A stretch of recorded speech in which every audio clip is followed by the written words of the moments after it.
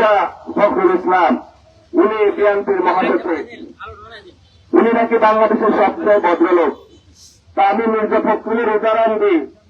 একজন দুষ্ট লোক হলো মদের দোকান দিতে, মদের দোকানের জায়গায় সাইনবোর্ড লাগায় দিচ্ছে হালাল মদের দোকান। এমনি তো দুষ্ট, মদের ব্যবসা করে, অবৈধ ব্যবসা, তারপরে আবার স্টিকার লাগাইছে হালাল মদের দোকান। এখন এই মির্জা ফখরুল যদি ভালো হয়, যত জায়গায় লম্পট, অভদ্র, দুশ্চরিত্র, চাঁদাবাজ, খুনি, সন্ত্রাসী লোক ইলেকশন করেছিল, জনগণ দেখছে লোকটা ভালো না, তাকে ভোটে হলো পরাজয় করেছে, মির্জা ফখরুল ওই লোকের রাতের বেলা রাখছে যে তুমি খারাপ হয় কিছু দরকার নাই। শিয়া বাটার ও ভিটামিন সমৃদ্ধ লিলি বিউটি সোপ, তারুণ্যময় উজ্জ্বল ত্বকের জন্য। আমাকে রাতের বেলায় কিছু অংশ দিয়ে যাও, আমি তোমাকে কালকে অমুক জায়গায় পৌর প্রশাসক বসায় দিচ্ছি।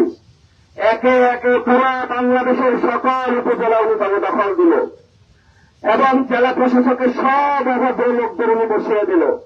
বিভিন্ন জায়গায় যারা সমাজের শীর্ষ সন্ত্রাসী তাদেরকে মেয়র পদে বসাইল।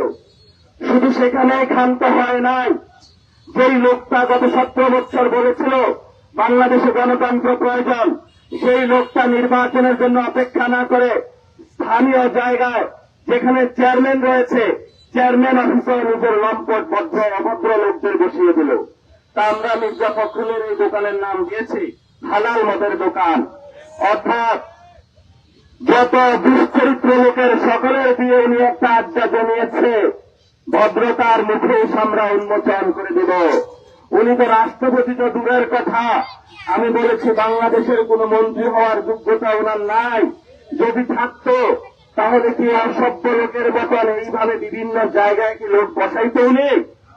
এটা কোন সভ্য মানুষের কাজ হইতে পারে না। আমরা আপনাকে বলবো ফখরুল ভাই, গদিতে বসার পরে কি হয়েছে আপনার? ঘুম টুম কম হয় নাকি অন্য কোনো সমস্যা হয়েছে? আমরা বলবো এখনো সময় আছে, হেদায়েতের পথে আছেন। যদি না আসতে পারেন, বাইতুল মুকাররমের যিনি খতিব আছে তার কাছে যান, উনি আপনার হেদায়েতের গায়ে দিলে হয়তো বা আপনার এইসব অশুভ জায়গা থেকে আপনি ফিরে আসবেন, আমরা সুন্দর একটি বাংলাদেশ পাবো।